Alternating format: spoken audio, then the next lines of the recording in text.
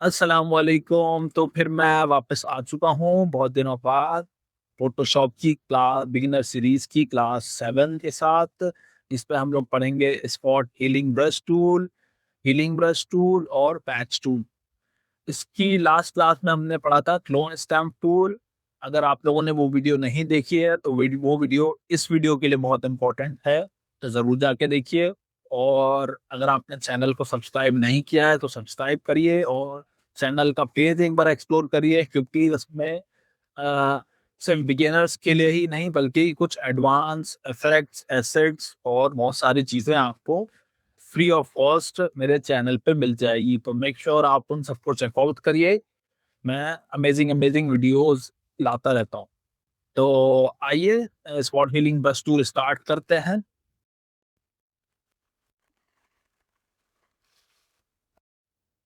तो ये मैंने एक इमेज ले ली है, आप देख सकते हैं। अ, ये जो इमेजेस मैं लेता हूँ ये unsplash.com से आप लोग ले सकते हैं। वहाँ पे बहुत सारी इमेजेस आपको मिल जाएगी जो कि आप अपने प्रोजेक्ट्स में या अपने आपको टेस्ट करना है या कुछ एक्सपेरिमेंट करने हैं तो आप वहाँ से इमेज लेके आप सीख सकते हैं। तो आप अगर यहाँ पे देखें तो आप यहाँ देखेंगे कि स्पॉट हीलिंग ब्रश टूल और पैचिंग। तो स्पॉट हीलिंग ब्रश टूल में अगर हम चले जाएँ तो आप देखेंगे कि अ, अगर मैं एक न्यू लेयर ले लेता हूँ और आप अगर स्पॉट हीलिंग रेस्टोरेंट में चले जाएँ, तो आप देखेंगे कि मैं इसको सिंपली रिमूव कर सकता हूँ बगैर सोर्स लिए। आप देखिए, ये जो डर्ट है, ये मैंने इमेज ली थी, इसको आप सिंपली ड्रैग करके रिमूव कर सकते हैं, ठीक है? ये हो गया, ठीक है? इस तरीके से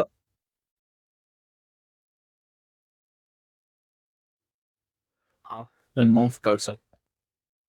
तो बेसिकली ये जो टूल है, ये ज़्यादातर फ़ोटो रिस्टोरेशन और आपके कुछ इमेजेस में कुछ खराबी है या कुछ गंदगी है, तो उसके लिए यूज़ होता है।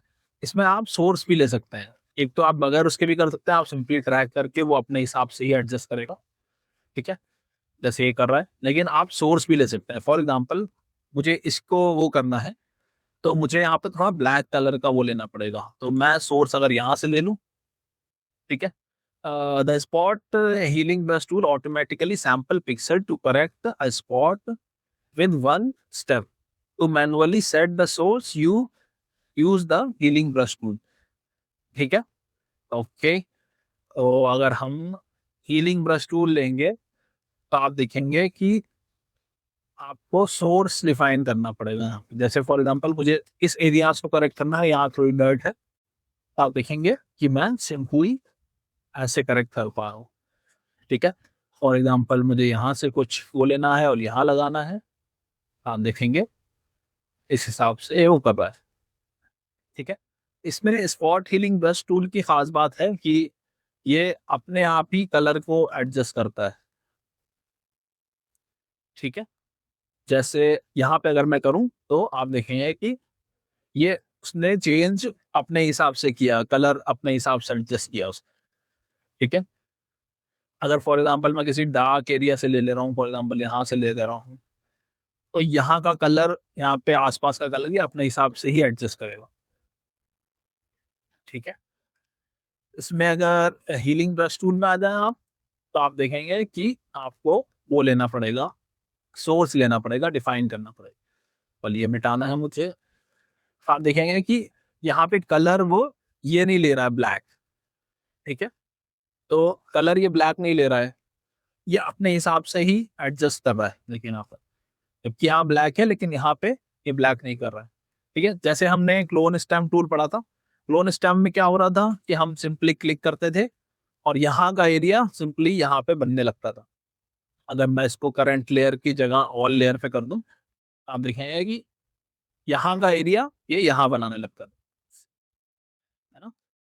लेकिन इसमें और हीलिंग ब्रश टूल में क्या फ़र्क है कि आपने सोर्स तो लिया हुआ है, लेकिन आपका ये अपने हिसाब से एडजस्ट कर रहा है कि मुझे कहाँ पे कैसे बनाना है, ठीक है? आस-पास की जो स्पॉट्स तो हटा दे रहा है ये, लेकिन आपका बाकी का जो आसपास का सरफेस है वो बाकी रहने दे रहा, आप देख सकते हैं, है ना? तो आप बेसिकली इस टूल से किसी भी फोटोज को या इमेज को रिस्टोर कर सकते हैं, ठीक है ना? इसमें ज्यादा ड्रैग नहीं किया जाता है, आप लोग कम एक जगह से अगर आप सोर्स लें तो थोड़ा बहुत ही ड्रैग करके आप काम चला सकते हैं, ठीक है? इसमें एक और टूल आ जाता है जो कि है पैच टूल। पैच टूल में क्या होता है कि आप देखेंगे कि अगर मैं यहाँ पे अगर ये चलाऊं तो आप देखेंगे कुछ भी एडिट नहीं हो रहा है, ठीक है? Could not use the patch tool और because the selected area is empty, ठीक है? तो इसके लिए आपको क्या करना पड़ेगा, इसके लिए आपको इसी लेयर पे काम करना पड़ेगा। तो अब आपका लेयर बिगड़ने रहेगा तो आपको क्या करना है, सिंपली कंट्रोल जे दबा देना है और इसकी भी एक कॉपी ले लेना है। इस लेयर को सेलेक्ट करके कंट्रोल जे दबा के आपको इसकी भी कॉपी मिल जाएगी, तो आप अब इस लेयर पे काम कर सकते हैं, ठीक है? तो अब जस्ट फॉर एग्जांपल मुझे यहाँ का एरिया यहाँ ले जाना है, जैसे फॉर एग्जांपल मैं ये करूँ अगर, और सिंपली यहाँ का एरिया यहाँ ले, ठीक है? इस तरीके से आप बहुत सारी चीजों को एडजस्ट कर सकते हैं, जैसे ये है, ठीक है, इसको आप यहाँ ले आए, ठीक है? ऐसे ही आप ये एडजस्ट करना है आपको, आपको सिंपली, ठीक है? इस तरीके से ये पैच टूल वर्क करता है, ठीक है? ये है आपका इस तरीके से बोलो। अब देखिए यहाँ पे डर्ट अभी भी मौजूद है, ठीक है? इस वजह से आपको जो बैकग्राउंड में दिख रहा होगा वो ये देता हूँ। तो अगर मुझे वापस से इन दोनों लेयर को मैं क्या करूंगा, क्योंकि मैंने ऊपर का इतना सारा हटाया है, तो मैं क्या करूंगा, इन दोनों को मर्ज कर लूंगा, कंट्रोल ई दबा के दोनों को सेलेक्ट करके कंट्रोल ई दबा देंगे तो ये मर्ज हो जाएगा। मर्ज होने से क्या होगा कि आपका जो आपने जो काम किया था इससे पहले, जो मैंने यहाँ पे चीजें एडजस्ट करी थी वो इस वाली इमेजेस में नहीं थी, अगर मैं आपको दिखाऊं तो ये चीजें मैंने एडजस्ट करी थी। तो अगर जब मैंने इसकी कॉपी बनाई तो ये तो ये डर्ट वहां मौजूद थी, लेकिन मेरी जो ट्रांसपेरेंट लेयर थी, जो मैंने एक न्यू लेयर बनाई थी, उस पर मैंने काम किया था।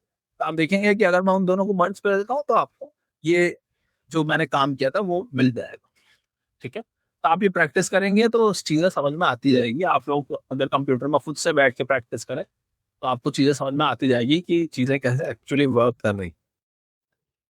जैसे मुझे ये एडजस्ट करना है, आप देखेंगे सिंपली मैं वही इमेज को आके रख सकता हूँ, ये एडजस्ट करना है,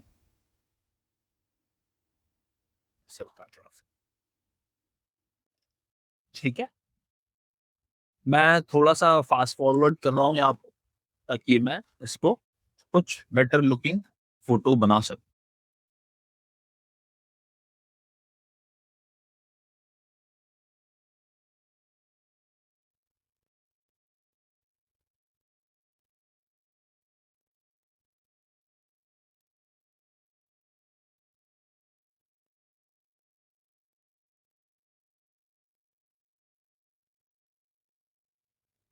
तो ये कुछ इस तरीके की इमेज बन गई है, अगर मैं आपको दिखाऊं तो ये पहले कुछ ऐसी थी और अब कुछ ऐसी।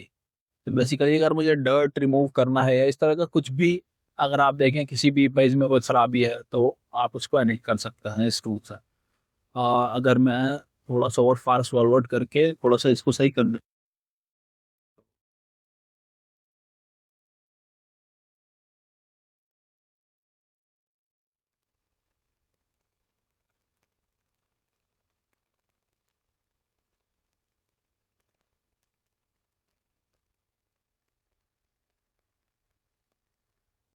तो ये आप देख सकते हैं कि ये इमेज कुछ इस तरह की थी, बहुत डर्ट थी, इधर उधर बहुत सारी चीजें थी, तो हमने थोड़ा बहुत एडजस्ट किया है। हालांकि ये जो इमेज है ये डर्ट के साथ ही अच्छी लग रही है, लेकिन ये बस आपको एक एग्जाम्पल की तरह मैंने समझाया है इस इमेज में कि आप किसी भी डर्ट को या किसी भी ऐसी चीज को आप, जो गंदगी या कुछ भी स्पॉट्स हैं, आप उसको हील कर सकते हैं, उसको आप ठीक कर सकते हैं किसी भी इमेज, ठीक है? तो ये इमेज हमने कुछ इस तरह से बनाई। आई होप आपको ये वीडियो पसंद आई होगी, ये ट्यूटोरियल पसंद आया होगा। अगर पसंद आया है तो प्लीज़ लाइक करें, और चैनल को अगर सब्सक्राइब नहीं किया हुआ है तो प्लीज़ सब्सक्राइब करें, and keep creating. Thank you so much.